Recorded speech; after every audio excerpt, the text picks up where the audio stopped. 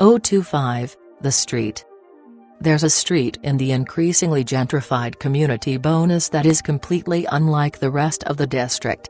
A stone's throw from post-war subsidized housing, you find a street from which little to none of the rest of the city is visible. The street is much rougher and bumpier than any other road in the city. While the city acknowledges the road exists, they classify it as a country lane despite the fact that the rest of the district is zoned as inner city. The street's potholes make driving treacherous, so park your car at the mouth of the street and walk. While the rest of Bonus is mostly made of old working-class homes, this street is home to some of the largest, nicest houses in the city. All of them are at least 30 years old, and none of them are cookie-cutter McMansions. The street itself is rural, with old-fashioned wooden power lines and lots of trees. It's like something Norman Rockwell would have painted. But don't let your guard down for a second. At the end of the street you'll discover a cul-de-sac made up of slightly newer, cheaper houses. Until early last year, at any one time one of the houses would be uninhabited other than the dead body of a student from nearby Bonus High in the garage and a trio of silent, shell-shocked looking men. The bodies were sacrifices to the men, who are the ghosts of the soldiers who were given lots on the street by the government after the First World War. Until the sacrifices were disrupted by the CVS, they ensured the city's prosperity and the street's seclusion. 034, The Red Room. There's a lingerie store in Kensington. You know the type, overpriced and understocked. The staff is no help at all, almost like they don't want any customers at all. They don't. At least, not in the front of the store. If you can convince them you're a discerning patron though, they might let you into the Red Room. Getting into the Red Room is easy. At least it seems so on the surface. There's a door at the back of the shop with a bead curtain in front of it. The door is always locked though, and the Red Room won't be there if you break in. The key is to walk into the store every day for a week and ask for an array of outlandish products. Vinyl 90s, cardboard stocking and high-heeled shoes full of salt have all been amongst the list of code words. Eventually you'll hit upon the correct code word and the clerk will admit you to the Red Room. There is no space in the building for the Red Room. The place where it is, should be taken up by the kitchen of the Italian restaurant next door. The Red Room is a small strip club, with only a half-dozen seats inside and the brightest, shiniest red paint. For the most part, the shows are very sad and conventional, but be sure not to attend on any night which belongs to a martyred saint. If you do, you'll find out the Red Room, the walls aren't red. It's what they're covered in. 036, The Bread Box.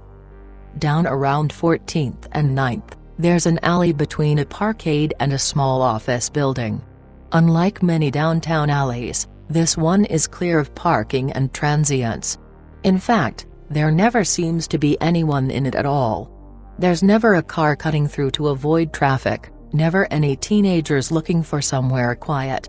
Despite the presence of loading docks and parking spaces, it's as desolate as downtown can be. If you walk down this alley in the winter, you'll smell rotting meat coming from a dumpster and hear sounds emanating from it that sound like rats.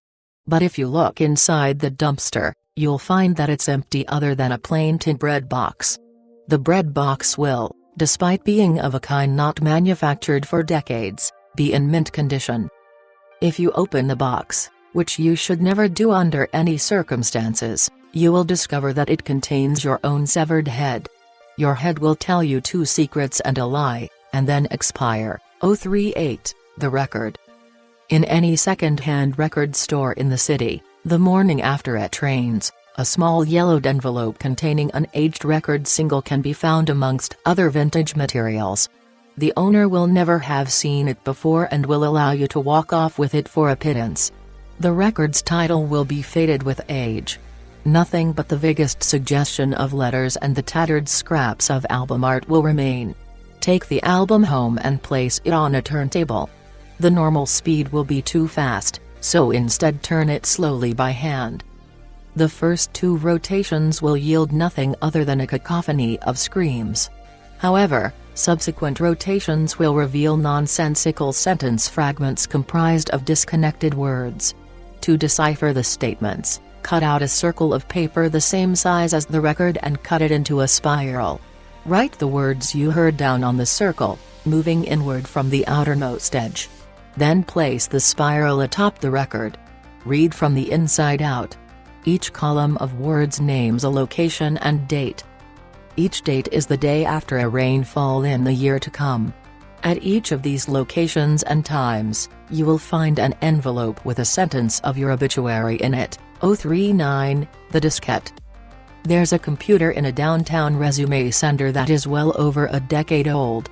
Hooked into a geriatric printer, it suffices for the purposes of the center, word processing and printing. The machine is infamously faulty amongst the staff, and with good reason. The floppy disk drive is jammed and has been for years. Enter the resume center and pretend to be a client. Bring with you a paper clip. After you're seated at the computer, pretend to type up a resume. When no one is looking, slide the paper clip into the small round hole beneath the drive and press. It will eject a diskette. Take the diskette and leave. Take it home, and on the way make eye contact with no one. When you arrive home, put the diskette into your computer. The disk contains an impossible number of JPEG files. All the famous sucks and screams, mimetic traps like the parrot or smile.jpg, and all in a vast and perfect resolution. The images can kill or impart madness with a look alone, so never open them on your own. Instead, use them as tools. Weapons. Traps. With practice, they will form the greatest part of your arsenal. 040, the library. The bonus public library is smaller than the max that's at the end of the same strip mall, and is one of the least utilized in the city. Regardless, the public library remains open and is used, unofficially, as a dumping ground for problematic books. For the most part, these are books with complaints against them for explicit content or politically incorrect material. However, if you ask the librarian to see the basement and she complies, you'll discover books that are problematic for different reasons.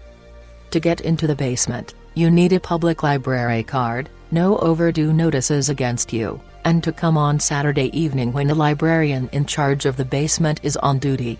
If you meet all these conditions, you'll be led through a trapdoor hidden beneath a small rug and down a staircase. At the bottom, you will realize that the entire room is packed so full of books that there is little room to stand. There are bookshelves on every wall, built into the staircase, and even into the floor. The librarian will not let you take any of the books in the floor out. However, the walls are fair game. The eastern wall is the most important, as it contains the history, travel and biography sections. Everything you learned in school is a lie, and the basement is where they keep the truth. 043, the butcher's shop. There's a butcher's shop up in Stadium that is something of an institution in Calgary. The store sells all kinds of meat, cheese, frozen goods, even pizzas and ice cream. And they sell pies. The pies are not good. The crust is too thick and greasy. The meat is too tough. The gravy is thick and slimy. But despite this, they can still be of use. Buy 4 of them and leave the shop, then walk around in back. There, you will find what appears to be a homeless man. Offer him one of the pies. He will smile, showing his filed teeth, and begin to eat. The homeless man was one of them, or he was once. He doesn't look like them. His hair is long, curled and ratty. His skin is a pale olive. His clothing is patchwork and piecemeal, and he stinks like the grave. After finishing the pie, ask him where they came from. His reply will be across the sea of dreams. Offer him the second pie and ask where is it they're going. He will say to the house on the hill. Pause here. Take a deep breath. Relax. Offer him the third pie and ask him whose house it is. And then he will tell you. The last pie is for you. Do not eat it. Instead, crack it open. In amongst the gravy, you will find a strip of paper. On it will be printed an address. The address will be an old house which contains the art they rode to get here. Do not enter it, for you may never return. 045, The Record Store. At 16th and 14th, there's a record store specializing in old vinyl. Upstairs, the store has a variety of vintage hi-fi equipment on display and a handful of more popular records. Walk around the upper area of the store until 5 minutes before closing, and then descend the rickety steps at the back. The stairs lead into the basement, where the owner keeps the more valuable albums and paraphernalia under lock and key. Across the hallway from this room is another, with a selection of lesser works, failed novelty albums, family bands that never caught on. And in the corner of this room, on the floor, is the box. The box is full to the brim with old LPs. The album art for all of the albums is minimalist, just a human face on a black background. After leafing through this box for a time, it's likely you'll find a few faces you recognize. You might even find your own. The owner won't allow you to purchase any of these records, claiming that he's merely holding onto them for a friend. But if you remain in the store after hours, he'll allow you to put one of the records on one of his players and listen with a headset.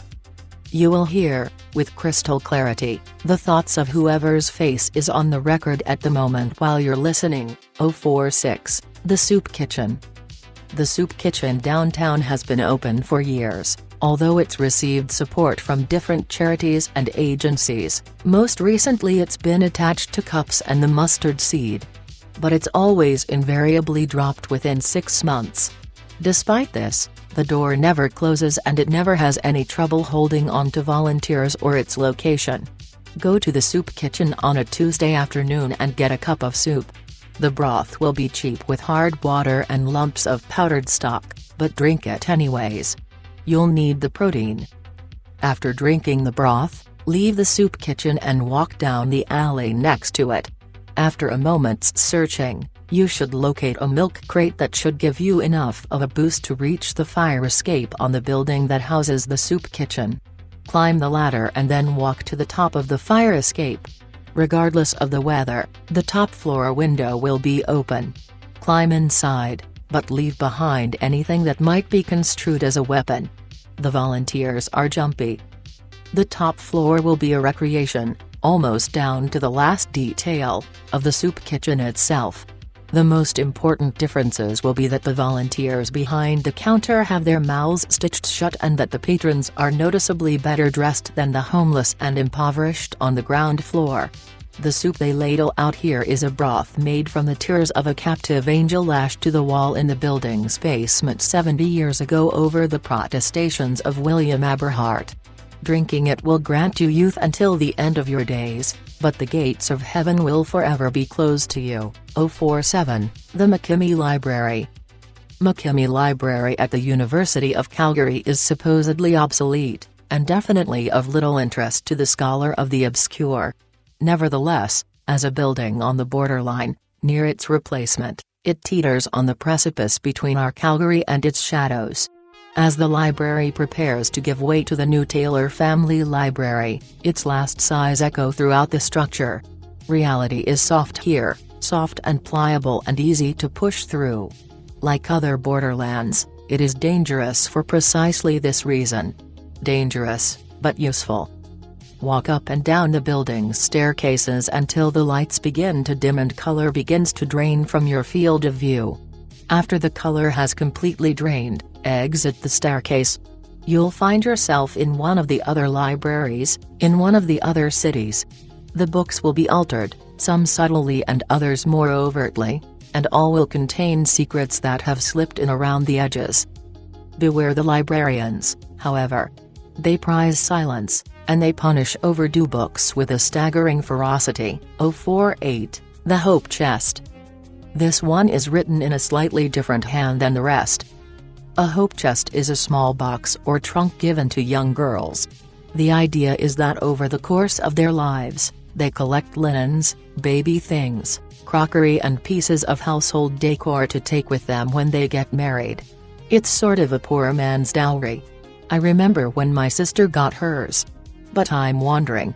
You want to know about the hope chest in the old house on the hill, up by the river, But you're too shy to ask me. Don't want to be on the hook for another favor? That's okay, boy, I like you.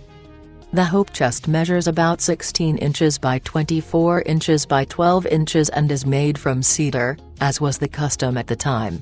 The order was for an Art Deco chest. This was the 20s, you understand, before the house was even built. The order was furnished promptly, and I added to the chest all the objects that the customer ordered.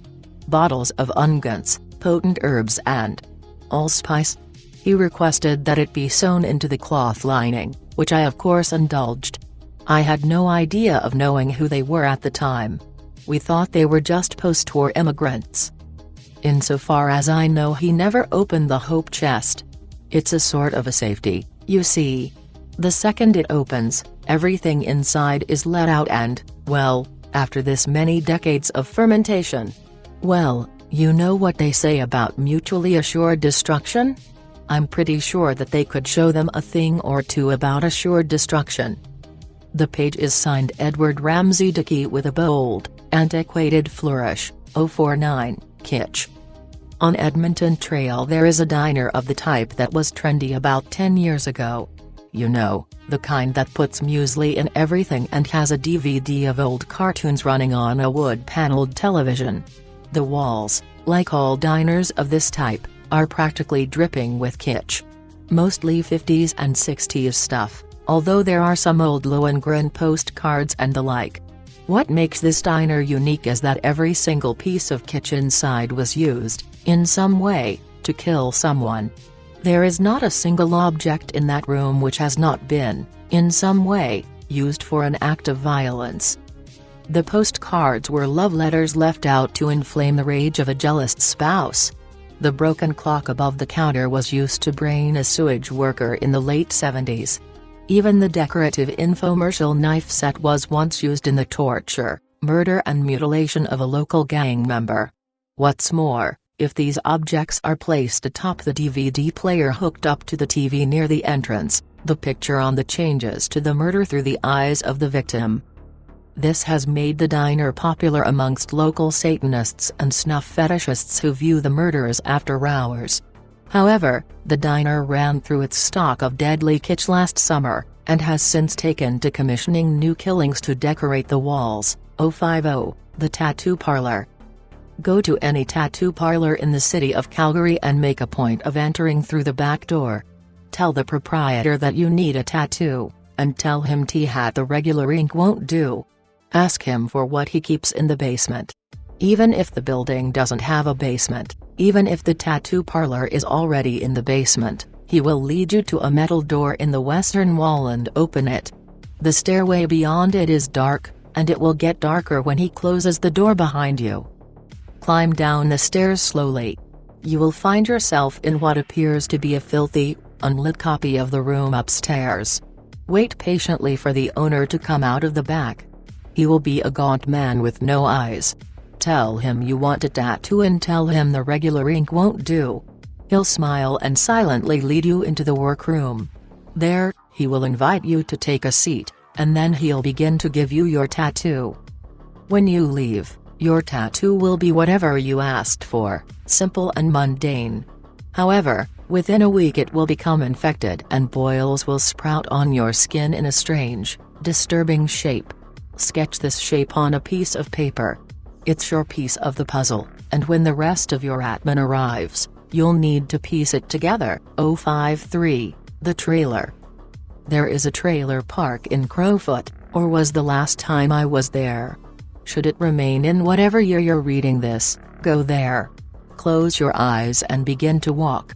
Let your mind wander. Concentration is anathema. You will feel something sliding into your mind, coiling around your thoughts. Let it. It will begin to guide your feet and, before too long, you will find yourself in front of a trailer. It will be, regardless of what time it was when you arrived, dusk. Enter the trailer. The inside will be surprisingly dingy. The faux wood paneling, shag carpet and off-putting smell of age will lend the room a particular feeling of datedness and discomfort. A man dressed in a black suit with blue piping will be sitting on the couch. He will look entirely incongruous, with a sharp haircut and sophisticated demeanor. He will be watching the television, but the programs will be highly unfamiliar. The language impenetrable. The man will seem nonplussed by your presence and offer you something to drink. Except, the worst fairy food will do is vanish when you leave. After a time, he will ask you a question about the secret history. Some minute detail that seems significant when you're living it but in retrospect seems only the debris of other people's lives. Tell him what he wants to know, and he'll nod with approval. You will be allowed to spend the night and crash on his couch. Your dreams in the trailer will be long and strange. When you awaken, you will remember nothing, but over the next week everything you must do will seem intuitive and easy, as if you have done it before. Should you fail to answer his question, his expression will grow dire, and you will find yourself unable to speak for the remainder of your days. 055, Mountain View Cemetery. Located at Mountain View Memorial Gardens Cemetery, you will find a mausoleum in the center of the graveyard. The outside will be made of marble and very plain except for 4 pillars in the front and 13 birds carved into the stone. The door will always be locked except for midnight on a full moon. When you open the door using only the moonlight, you will see a sarcophagus and a bloody aged mattress next to it lying on the floor and nothing else. Artificial light of any kind will conceal the mattress within the shadows. Upon entering the tomb and closing the door, you will be consumed by the darkness and will not be able to see anything. Crawl on your hands and knees to the mattress and lie down.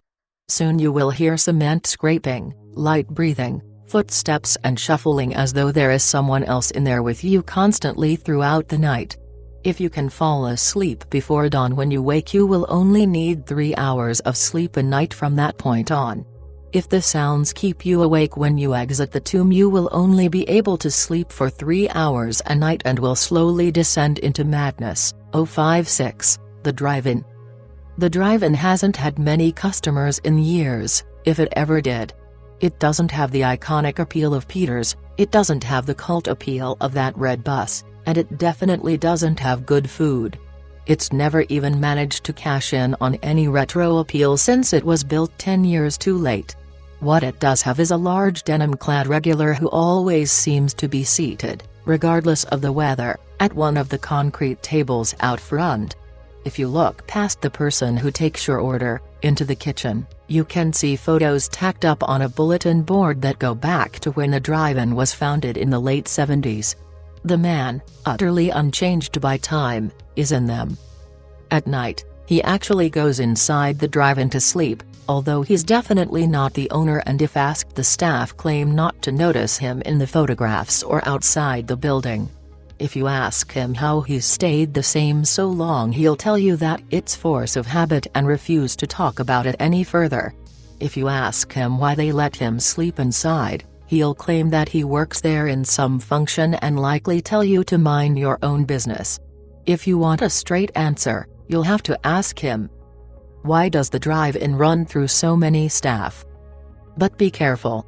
It's never wise for the fly to harass the spider. 062, The Locked Ward. Most elder care facilities have some kind of locked ward if they deal with dementia cases. The Colonel Belcher doesn't deal with hoarders or undressers or any of the other worst-off cases, but about a quarter of the top floor has been locked ever since it moved to its new location a handful of blocks away from the coroner's office. Residents claim that nobody ever goes in and nobody ever goes out. They complain about the smell. They complain about the sounds. But few people tend to care about the elderly and their complaints. While the main door into the locked ward is secure and hasn't opened since the facility did, it is possible to get in through a janitorial closet nearby. A set of coveralls hangs on the wall opposite the door. If you unzip the coveralls, you will discover a hole behind him that leads into the locked ward. Be warned though, the coveralls cannot be unzipped from the other side. To this day, no one has returned with a satisfactory answer. In fact, all anyone ever agrees about is that the locked ward is very dark, and very hot. 063, The Pen. There is a pen in circulation in the city. No one seems to be able to hold onto it for long. It's always left on a desk at school or loaned and not returned. The pen itself is nondescript, a plain white bic that writes in either black or blue ink depending on whose account of its history you believe. The pen is remarkable in that it is only capable of writing the truth. If something untrue is written with it, the pen will appear to be out of ink. Locating the pen is difficult, as it moves almost of its own accord, but you can easily locate it by sympathy. Break open a pen of the same color and rub the ink on your palms. When the pen draws near, you'll feel your skin begin to tingle, and whoever owns the pen at the moment will leave it in your hand at the slightest pretext. The unfortunate side effect of this sympathy is that the pen's honesty rubs off on you. The only rule to observe when using the pen is to never engage in automatic writing, sketching, or any other idle activity. Your hand will be compelled to reveal things your mind ought to hide. 064, the flowers. There is a species of flower that only grows on public land in Calgary. Any flowers transplanted anywhere else will die in seconds. The plants are plain, white flowers streaked with blue. They have short, thin stems and no fragrance. The flowers are always warm to the touch and can only be found in late spring. If you find a patch of them growing beneath a tree or in the shadow of a municipal building, pick them immediately. Never carry them next to your skin. Instead, wrap them in paper towel or cloth and carry them home. Reduce the flowers to a fine powder by first drying them and then grinding them down to nothing with a mortar and pestle or blender. Store the resulting violet-colored powder in a small leather bag, no other material is safe, and carry it on you. The wheels of bureaucracy will turn smoothly for you. Forms will never be lost, more ID will never be required, and nothing will have to be filled out in triplicate. However, the powder's odorlessness will eventually permeate your body, robbing you of your own scent and your sense of smell. 8. The public washroom. The following 3 entries were cut out and pasted on the page, 2 from plain white printer paper and 1 from a newspaper. Sanford, I went to use that new washroom downtown. The one that they did a story about on the CBC. If this washroom is good enough to be on the news and they are spending my tax dollars on it, I want to at least get some use out of it. Besides, I thought it would make a good entry for my blog. I sat down on the shitter and started to get lightheaded. When I woke up it was 6 hours later and I was in a public restroom in Riley Park. There was a new scar on my stomach that I do not recognize. You owe me for this, SJ. I went to the washroom like you said and I definitely saw signs that they were involved.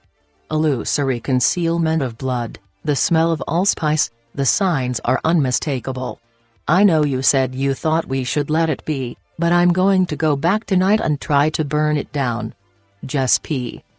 Relatives of Jessica Pearson are reeling today after the 19-year-old art student vanished. Although police are making inquiries, they hold little hope that she'll be found alive. The word Ogden is scrawled beneath the last entry in red Sharpie.